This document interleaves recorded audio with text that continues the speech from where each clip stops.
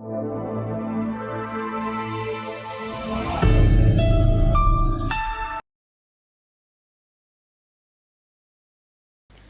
dear learners, how are you all? I hope you all are good. So today we are going to start a new book, Grammar Champions of Vani Publishers, Grade 8. So now let's start chapter number 1 जिसका name है The Sentence यानी कि वाक्य. So let's start. किसी भी भाषा को ठीक प्रकार से बोलने तथा लिखने के कुछ नियम होते हैं. इन्हीं नियमों के अध्ययन को ग्रामर यानी कि व्याकरण कहते हैं. प्रत्येक भाषा के 3 मुख्य आधार होते हैं. सबसे पहला है लेटर यानी कि वर्ण या अक्षर, दूसरा है वर्ड यानी कि शब्द तथा तीसरा है सेंटेंस यानी कि वाक्य. तो सबसे पहला देखते हैं लेटर्स. लेटर्स यानी कि अक्षर भाषा की प्राथमिक इकाई होते हैं. अक्षरों के समूह को अल्फाबेट या वर्णमाला कहा जाता है. अंग्रेजी भाषा में कुल 26 लेटर हैं. इन लेटर्स को 2 भागों में विभाजित करके अध्ययन किया जाता है. तो सबसे पहला है वोवल्स. इंग्लिश अल्फाबेट में कुल 5 वोवल्स यानी कि स्वर होते हैं A, E, I, O, U. इन स्वरों के सहयोग के बिना अंग्रेजी भाषा बोलना या समझना बिल्कुल असंभव है. कॉन्सोनेंट यानी कि व्यंजन. 5 वोवल अक्षरों के अतिरिक्त शेष सभी अक्षर कॉन्सोनेंट यानी कि व्यंजन होते हैं. वे हैं B, C, D, F, G, H, J, K, L, M, N, P, Q, R, S, T, V, W, X, Y और Z. यानी कि A, E, I, O, U को छोड़कर बाकी जितने लेटर्स बचते हैं वो हमारे कॉन्सोनेंट होते हैं. अंग्रेजी भाषा के अक्षरों के संबंध में एक विशेष बात यह है कि इन्हें 2 प्रकार से लिखा जा सकता है. कैपिटल लेटर्स यानी कि बड़े अक्षर तथा स्मॉल लेटर्स यानी कि छोटे अक्षर. नेक्स्ट आता है आपका वर्ड्स. वर्ड्स क्या होता है? कई लेटर्स को मिलाने पर वर्ड यानी कि शब्द बनता है. कभी कभी एक ही अक्षर एक शब्द का कार्य भी करता है, जैसे A तथा I. थर्ड है आपका सेंटेंस. वर्ड्स के समूह को सेंटेंस कहते हैं, परंतु वर्ड्स के उसी समूह को सेंटेंस कहा जाता है जिससे कोई स्पष्ट अर्थ निकलता हो. यानी कि स्पष्ट अर्थ निकलना जरूरी है. एग्जाम्पल देखते हैं. फर्स्ट एग्जाम्पल है Vinita is my sister. Vinita मेरी बहन है. Right. These book are mine. ये पुस्तकें मेरी हैं. The students are playing in the ground. विद्यार्थी मैदान में खेल रहे हैं. नोट, शब्दों को एक विशेष क्रम में रखने पर ही सेंटेंस बनता है. अंग्रेजी भाषा में प्राय शब्दों को सब्जेक्ट वर्ब ऑब्जेक्ट के क्रम में रखा जाता है. प्रत्येक सेंटेंस का पहला अक्षर कैपिटल होता है और प्रत्येक सेंटेंस के अंत में फुल स्टॉप या क्वेश्चन मार्क या मार्क ऑफ एक्सक्लेमेशन लगाया जाता है. तो आइए पढ़ते हैं काइंड्स ऑफ सेंटेंस यानी कि सेंटेंस के प्रकार. कितने तरह के सेंटेंस होते हैं? तो सेंटेंस मुख्य रूप से 4 प्रकार के होते हैं. सबसे पहला आता है आपका असर्टिव सेंटेंस. असर्टिव सेंटेंस यानी कि ये वाक्य किसी तथ्य का वर्णन करते हैं या कोई सूचना देते हैं. यह सूचना 2 प्रकार की हो सकती है. एफर्मेटिव यानी कि सकारात्मक तथा नेगेटिव यानी कि नकारात्मक. तो यानी कि एफर्मेटिव सेंटेंस में 2 तरह के सेंटेंस आते हैं आपके, सकारात्मक और नकारात्मक. एग्जाम्पल देखते हैं. She is a good girl. वह एक अच्छी लड़की है.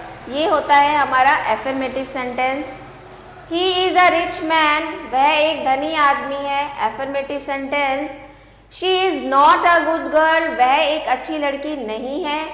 तो नेगेटिव सेंटेंस हो गया.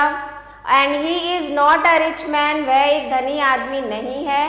ये भी क्या हो गया? एक नेगेटिव सेंटेंस हो गया. नेक्स्ट आता है आपका इंटेरोगेटिव सेंटेंस.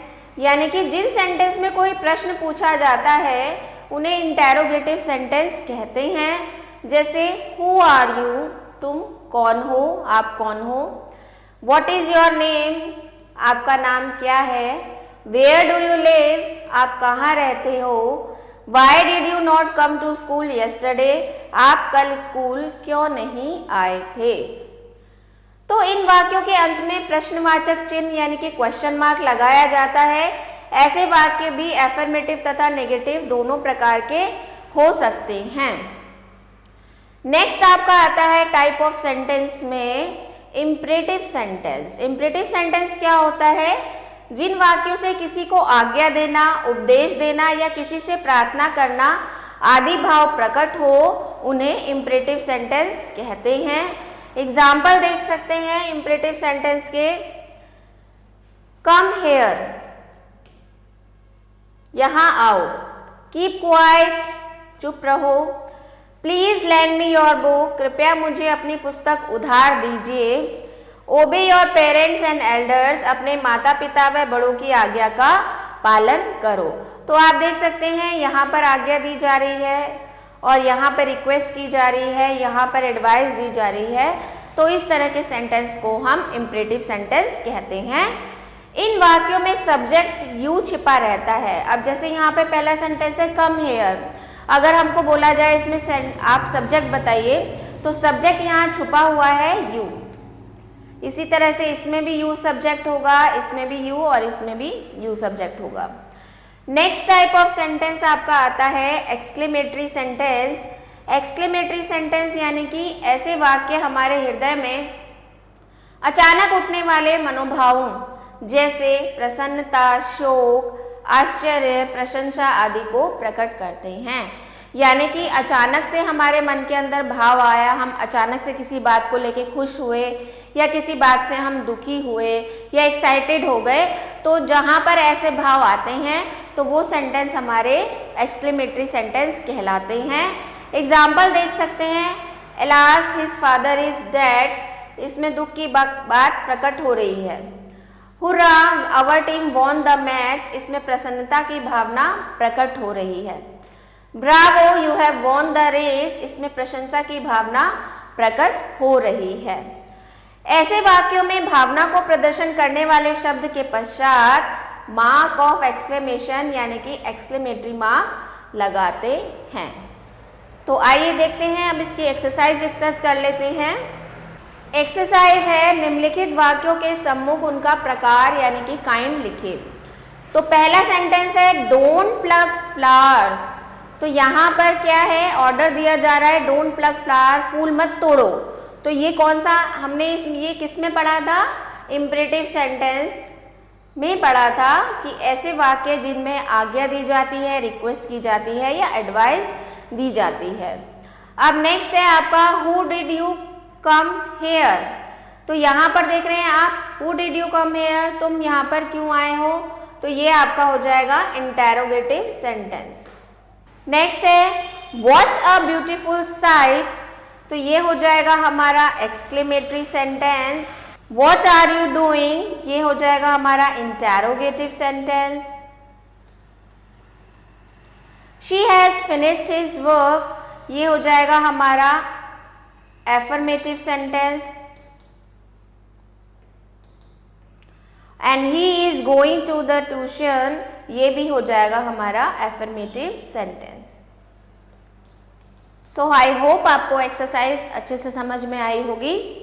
तो मिलते हैं नेक्स्ट चैप्टर में, तब तक के लिए stay connected. So I hope students आपको वीडियो अच्छे से समझ में आया होगा। तो मिलते हैं आपसे नेक्स्ट वीडियो में, तब तक के लिए स्टे कनेक्टेड।